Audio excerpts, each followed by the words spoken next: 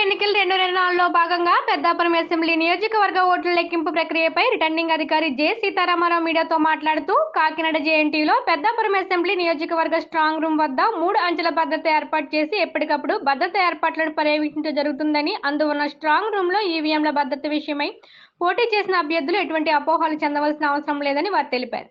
Kakinada JNTU canteen పైన 2వ అంతస్తులో ఏర్పాటు చేసిన సీసీటీవీ డిస్ప్లే రూమ్ ఏ సమయంలోనైనా అభ్యర్థులు పరిశీలించుకోవచ్చునని పేర్కొన్నారు. కాకినాడ జేఎన్టీయూ ఇండోర్ స్టేడియంలో పెద్దాపురం అసెంబ్లీ నియోజకవర్గ ఓట్ల లెక్కింపు జరుగుతుందని, కౌంటింగ్ ఏజెంట్లకు నేర చరిత్ర, పోలీస్ కేసులు లేకుండా ఉన్న వారిని ఏర్పాటు చేసుకోవాల్సిందిగా కోరారు.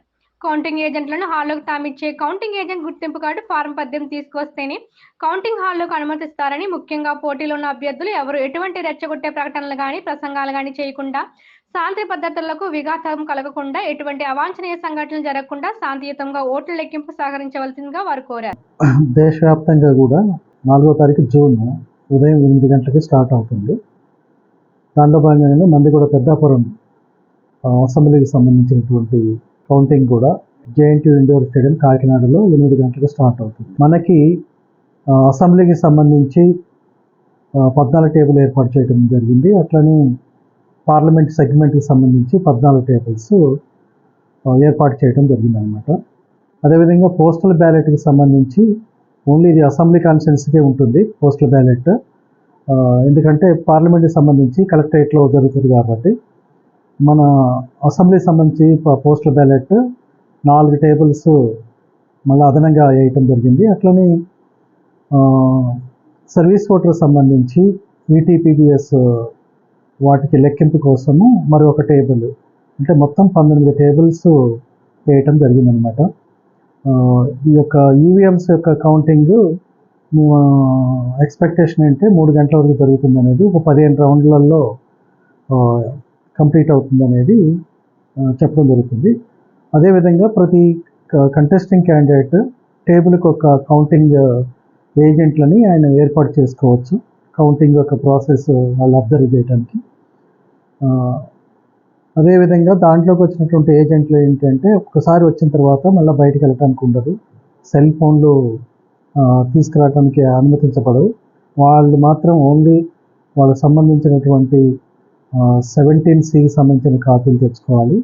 అదేవిధంగా ఒక వైట్ పేపర్లు, బాల్ పెన్ను, ఒక ప్యాడ్, రైటింగ్ ప్యాడ్ అనేది తెచ్చుకుంటే వాళ్ళు నోట్ చేసుకోవటానికి, అంటే పోలింగ్ స్టేషన్ వారీగా అది వస్తున్నప్పుడు రిజల్ట్ని నోట్ చేసుకోవటానికి ఇవి మాత్రమే అనుమతించబడతాయి అన్నమాట. సెల్ ఫోన్ ఎట్టి పరిస్థితుల్లో అనుమతించబడవు. అట్లనే ఒకసారి లోపలికి ఎంటర్ అయిన తర్వాత మళ్ళీ అయిపోయేంత వరకు కూడా ఏజెంట్లు అనేవాళ్ళు లోపలనే ఉండి కౌంటింగ్ అంతా అయిపోయిన తర్వాత బయటికి రావాల్సి ఉంటుంది. అదేవిధంగా దీనికి కౌంటింగ్ కూడా ఒక స్టాఫ్ని అనేది కలెక్టర్ గారే నియమిస్తారు. దాన్ని కూడా ర్యాండమైజేషన్లో ప్రక్రియ ద్వారా ఏ నియోజకవర్గానికి ఎవరు అనేది కూడా ర్యాండమైజేషన్ పద్ధతిలోనే చేయడం జరుగుతుంది. అది చేసిన తర్వాత కౌంటింగ్ ముందు రోజు 5 గంటలకి ఎవరు ఏ టేబుల్ అనేది ఆ రోజు అబ్జర్వర్ సమక్షంలో మళ్ళీ అది దాన్ని ర్యాండమైజేషన్ చేయడం జరుగుతుంది అనమాట. కాబట్టి ఈ కౌంటింగ్లో కూడా ఏ టేబుల్కి ఎవరు కూర్చుంటారు అనేది కూడా 4వ తారీఖు ఉదయం 5 గంటలకు మాత్రమే తెలుస్తుంది. ఇదంతా కూడా ర్యాండమైజేషన్ ప్రక్రియ ద్వారా ట్రాన్స్పరెంట్ మోడ్లో సిబ్బందిని కూడా, కౌంటింగ్ సిబ్బందిని కూడా అలాట్ చేయడం జరుగుతుంది. సెక్యూరిటీ కూడా ఏంటంటే 3 టైర్స్ సిస్టమ్ ఇప్పుడు ఎలక్షన్ కమిషన్ యొక్క ఆదేశాల ప్రకారంగా 3 అంచెల భద్రతా వ్యవస్థ ఏర్పాటు చేయడం ఏంటంటే, 3 అంచెల్లో ఫస్ట్ అంచె ఏంటంటే మన ప్రెమిసెస్కి ఏదైతే మనం కేంద్రం ఎక్కడైతే పెట్టామో దానికి గేట్ నుంచి 100 మీటర్ల వరకు దాన్ని మొదటి అంచె అంటారు. అక్కడ స్టేట్ పోలీస్ ఉంటుంది. ఆ గేట్ నుంచి, ఆ ప్రెమిసెస్ గేట్ నుంచి లోపలికి రావడానికి అది 2వ అంచె. 3వ అంచె ఏంటంటే పోలింగ్ కేంద్రం, కౌంటింగ్ కేంద్రం ఏదైతుందో అక్కడ 3వ అంచె ఉంటుంది అనమాట. 3వ అంచెలో సిఆర్పిఎఫ్ వాళ్ళు ఉంటారు. 2వ అంచెలో స్టేట్ ఆర్మ్డ్ పోలీస్ ఉంటుంది.